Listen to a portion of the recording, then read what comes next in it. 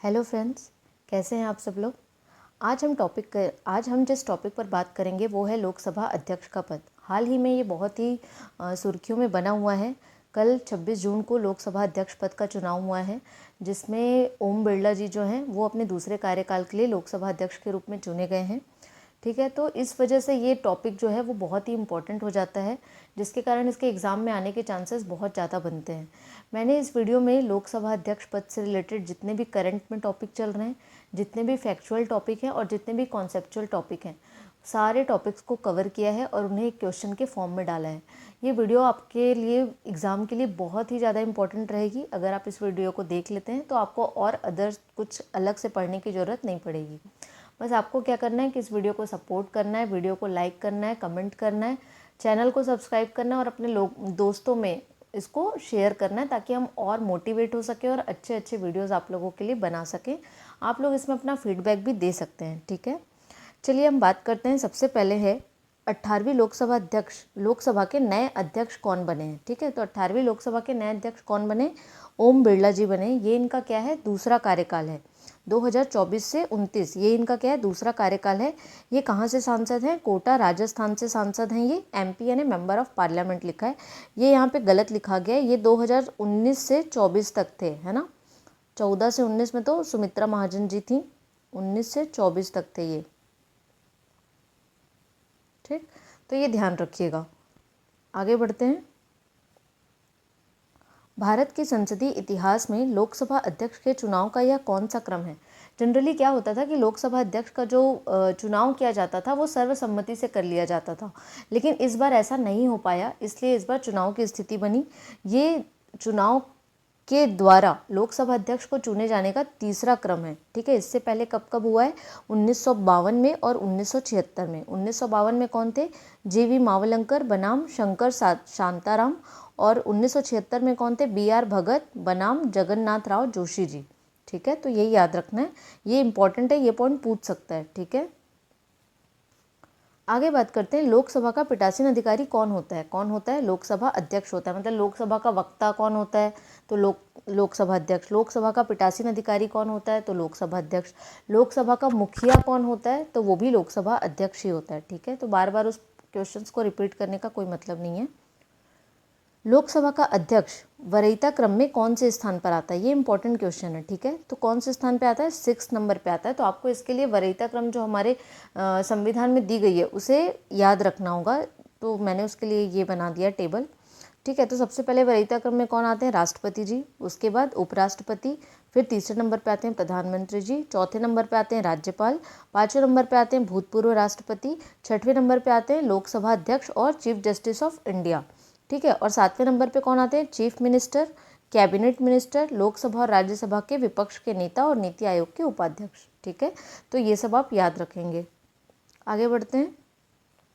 18वीं लोकसभा के pro tem speaker कौन बने थे? कौन बने थे? भर्तृहरि महताब जी बने हैं इसके प्रोटेम स्पीकर। ये कटक उड़ीसा से सांसद हैं और ये 7 बार के सांसद हैं। जनरली क्या होता है कि प्रोटेम स्पीकर लोकसभा का जो सबसे वरिष्ठतम सदस्य होता है वो बनता है। वरिष्ठतम का मतलब क्या होता है? जो सबसे ज़्यादा बार चुन के आया हो, है ना। यहाँ पे एज से उसकी वरिष्ठता तय नहीं की जाती, उनके सदस्यता के आधार पे, वो कितने बार लोकसभा के सदस्य बने हैं उसके आधार पे तय की जाती है। तो इस बार के वो 2 सांसद कौन थे जो सबसे ज़्यादा बार जीत के आए हुए थे? वो थे के सुरेश जी जो केरल से हैं, 8 बार के सांसद हैं वो, और डॉक्टर वीरेंद्र कुमार जी जो ऑलरेडी कैबिनेट मिनिस्टर हैं। ठीक है, तो विपक्ष का कहना था कि भाई के सुरेश को मौका मिलना चाहिए, बट ऐसा हुआ नहीं और भर्तृहरि महताब जी को प्रोटेम स्पीकर बनाया गया, जिसके लिए इसका काफ़ी विरोध हुआ था। तो ये बात को ध्यान रखना है। ठीक है, आगे बात करते हैं। लोकसभा अध्यक्ष के पद का वर्णन संविधान के किस अनुच्छेद में किया गया? तो किस में किया गया? अनुच्छेद 93 में जो स्पीकर और डिप्टी स्पीकर इनके क्या है? चुनाव का वर्णन किया गया है। ठीक है, तो इसको ध्यान रखना है, यहाँ लिखा ही हुआ है ऑलरेडी। आगे बात करते हैं। नवनिर्वाचित लोकसभा की पहली बैठक में पीठासीन अधिकारी कौन होता है? तो जब लोकसभा की जो पहली बैठक होती है, जो जो नई लोकसभा चुन के आती है, उनकी जो पहली बैठक होती है, उस टाइम तो लोकसभा कोई अध्यक्ष होता नहीं है, तो वहाँ पे कौन होती है? राष्ट्रपति एक प्रोटेम स्पीकर, जो मैंने अभी आपको बताया सीनियरिटी के बेस पे नियुक्त करती है, और वो जो होता है वो उसका पीठासीन अधिकारी होता है, ठीक है। और प्रोटेम का अर्थ ही होता है कुछ समय के लिए, तो वो सिर्फ कुछ समय के लिए ही अध्यक्षता करता है, पीठासीन अधिकारी होता है लोकसभा का, और उसके अध्यक्षता में ही लोकसभा अध्यक्ष का चुनाव होता है और उसके बाद वो लोकसभा अध्यक्ष अपना पद ग्रहण कर लेता है। अभी मैंने आपको बताया प्रोटेम स्पीकर की नियुक्ति किसके द्वारा की जाती है, तो राष्ट्रपति के द्वारा की जाती है, ठीक है। और उनको शपथ भी फिर कौन दिलाएगा, राष्ट्रपति ही दिलाती है प्रोटेम स्पीकर को, ठीक है। आगे बढ़ते हैं। भारतीय संविधान के किस अनुच्छेद के तहत प्रोटेम स्पीकर की नियुक्ति की जाती है, तो किसके तहत की जाती है, आर्टिकल 95(1) के तहत, ठीक है। तो ये याद रखिएगा। आजकल आर्टिकल से रिलेटेड क्वेश्चन बहुत आ रहे हैं, क्योंकि बहुत सारी चीज़ें अब क्वेश्चंस पेपर में ऑलरेडी पूछे जा चुके हैं, तो वो और डीप में पूछता है, तो वो आर्टिकल से रिलेटेड क्वेश्चन पूछेगा, तो आपको वो याद रखना है। आमतौर पर लोकसभा का प्रोटेम स्पीकर कौन बनता है, मैंने अभी आपको बताया लोकसभा का वरिष्ठतम सदस्य, जो कि किसके आधार पर होता है, सदस्यता के आधार पर, ना कि उम्र के आधार पर, ठीक है। लोकसभा अध्यक्ष को पद से हटाने के लिए संविधान के किस अनुच्छेद में वर्णन किया गया, तो किस में किया गया, 94 में, 94 में। अभी मैंने आपको बताया था 93 में उनके क्या है, इलेक्शन को बताया, और 94 में उनको हटाने के लिए बताया गया, ठीक है। तो ध्यान रखना है। लोकसभा अध्यक्ष को अपने पद की शपथ किसके द्वारा दिलवाई जाती है, ये बहुत ही ट्रिकी क्वेश्चन है और बहुत सारे एग्जाम्स में पूछा जाता है कि लोकसभा के अध्यक्ष को अपने पद की शपथ किसके द्वारा दिलवाई जाती है। तो लोग लिख देते हैं कि प्रोटेम स्पीकर के द्वारा या राष्ट्रपति के द्वारा, बट इसका आंसर आता है किसी के द्वारा नहीं, क्योंकि लोकसभा अध्यक्ष जो होता है वो कभी भी अपने पद की शपथ नहीं लेता है, वो एक लोकसभा सांसद की शपथ लेता है, और वो शपथ कौन दिलाता है उसको, प्रोटेम स्पीकर दिलाता है, ठीक है। तो ये याद रखना है, इसमें लोग बहुत कन्फ्यूज़ होते हैं। आगे बढ़ते हैं। लोकसभा अध्यक्ष अपना त्यागपत्र किसे देता है, तो किसको देता है, लोकसभा उपाध्यक्ष को। वाइस वर्सा होता है, लोकसभा उपाध्यक्ष अपना त्यागपत्र किसको देगा, लोकसभा अध्यक्ष को, ठीक है। लोकसभा का पिता किन्हें कहा जाता है, ठीक है, तो किनको कहा जाता है, जीवी मावलंकर जी को कहा जाता है लोकसभा का पिता, ठीक है। आगे बढ़ते हैं। किस अनुच्छेद के तहत कोई विधेयक धन विधेयक है या नहीं, इसका निर्णय लोकसभा अध्यक्ष करता है। सबको पता है कि कोई भी जो विधेयक है वो धन विधेयक है या सामान्य विधेयक है, इसका निर्णय कौन करता है, तो लोकसभा अध्यक्ष करता है। तो ये इतना कॉमन क्वेश्चन हो चुका है कि अब सबको पता है। तो अब वो आर्टिकल में जाएगा कि भाई कौन से आर्टिकल में ऐसा लिखा है कि कोई भी विधेयक धन विधेयक है या नहीं, इसका निर्णय लोकसभा अध्यक्ष करेगा। तो वो लिखा है आर्टिकल 110 यानी 110 में दिया गया ये, ठीक है। आगे बढ़ते हैं। किस अनुच्छेद के तहत संयुक्त अधिवेशन की अध्यक्षता लोकसभा अध्यक्ष करता है, मैंने वही बोला इस बार के मैंने क्वेश्चन में क्या किया, आंसर जो लोग रटते हैं कि हाँ संयुक्त अधिवेशन की अध्यक्षता लोकसभा अध्यक्ष करता है, ये सबको पता है।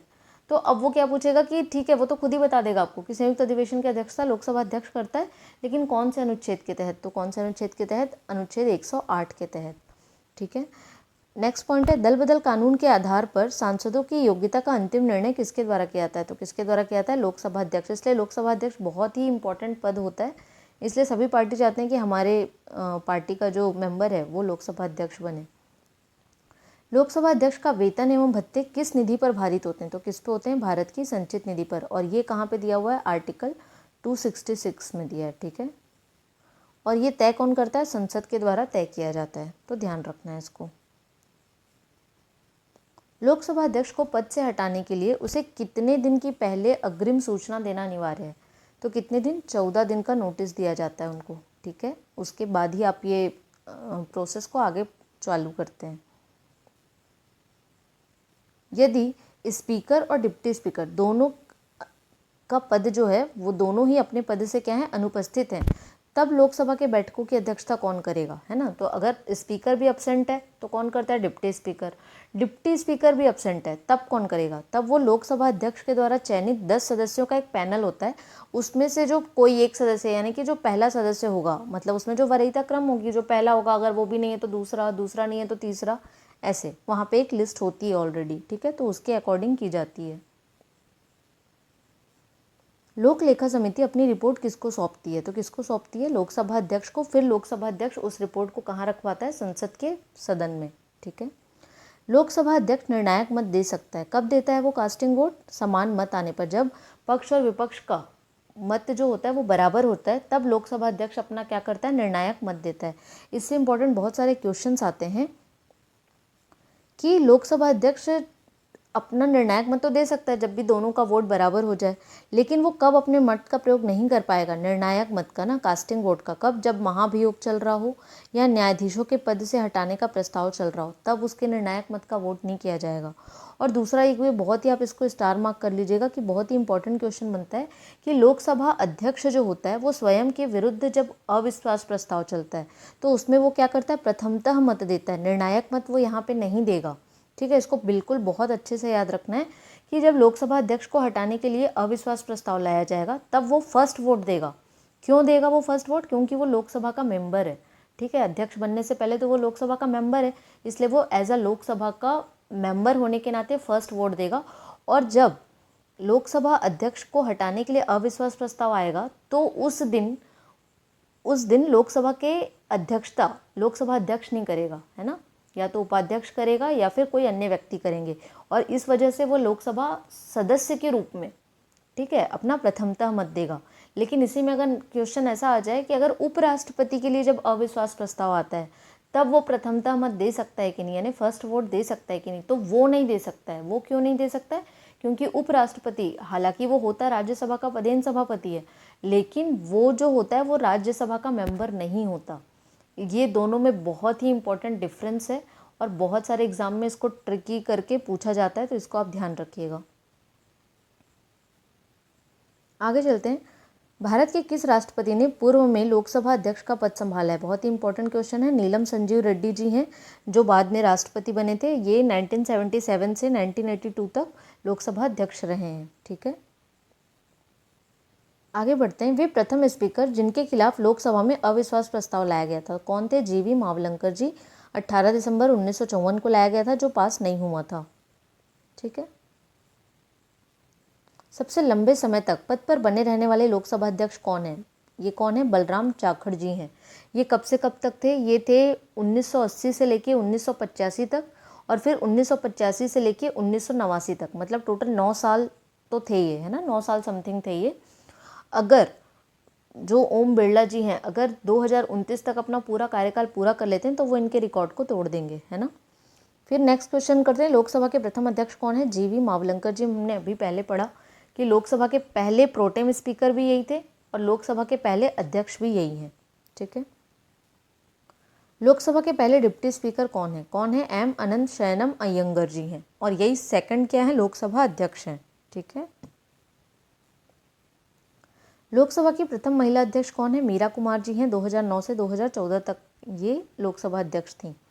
लोकसभा के प्रथम जनजातीय लोकसभा अध्यक्ष कौन है? कौन थे वो? पीए संगमा जी थे। ठीक है, कब से कब तक थे ये? 1996 से 1998। ठीक है, 1996 से 1998। ठीक है, तब तक पीए संगमा जी थे जो जनजातीय लोकसभा अध्यक्ष थे। ठीक, सबसे कम उम्र के लोकसभा अध्यक्ष कौन थे? कौन थे? जीसी बालयोगी जी थे जो 98 से 99 तक थे और 99 से 2002 तक थे। ये 47 ईयर के थे और तेलुगु देशम पार्टी के थे। 2002 में इनका क्या हो गया था? निधन हो गया था। इसके बाद कौन बने थे? जो लोकसभा अध्यक्ष हैं वो थे मनोहर गजानन जोशी जी बने थे। ठीक है, तो ये ध्यान रखना है। 18वीं लोकसभा के लोकसभा अध्यक्ष पद के लिए इंडिया गठबंधन की ओर से उम्मीदवार कौन थे? के सुरेश, जो केरल से सांसद हैं और 8 बार के ये सांसद रह चुके हैं। तो इस प्रकार हमने लोकसभा अध्यक्ष के सारे पॉइंट्स को कवर किया। आपने देखा होगा सारे फैक्चुअल, सारे कॉन्सेप्चुअल और सारे करंट के। तो अगर आप इस वीडियो को एक बार देख लेते हैं या 2 से 3 बार भी देखेंगे कोई दिक्कत नहीं है, तो आपको ये सारा टॉपिक पूरा अच्छे से कवर हो जाएगा और इसके बाहर आपका कोई क्वेश्चन नहीं छूटेगा। तो आप इस वीडियो को इसी तरह लाइक करते रहिए, चैनल को सब्सक्राइब कीजिए और प्लीज़ इसे शेयर कीजिए। Thank you so much.